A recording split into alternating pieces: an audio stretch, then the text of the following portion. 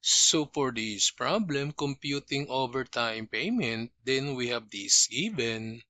So for the weekday overtime rate, that's 125%. The week-in overtime rate, that's 140%. Then we have this salary per hour, that's 130 pesos. Then the regular hours, that's 40 hours. Then the weekday overtime, so we have 4 hours. The week-in overtime, so that's 7 hours. Then how much is the gross earnings?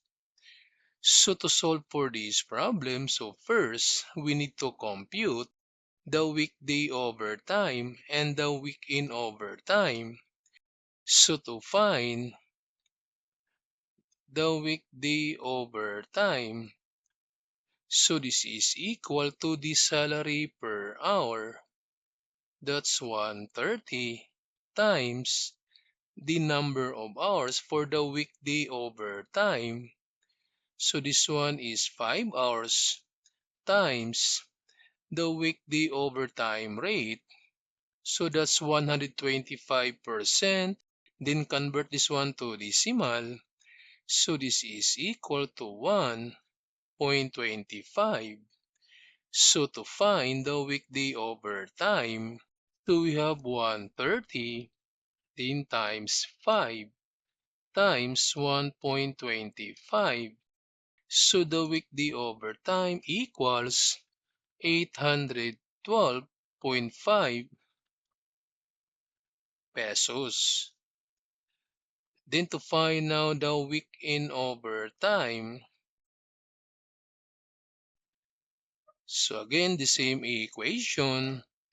So we have the salary per hour, that's 130 pesos, then times the number of hours for the week-in overtime, that's 7 hours, then times the overtime rate for the week-in overtime. This is 140% in decimal, that's 1.4. So to find the week-in overtime, so we have 130 times 7 then times 1.4. So this is equal to 1,274. So for the week-in overtime is 1,274. Then this time we can find now the gross earnings. So this is equal to the salary per hour. That's 130 then times the regular hours. That's 40 then plus the 2 overtimes. The weekday overtime, that's 812.5. Then plus the week-in overtime, that's 1,274.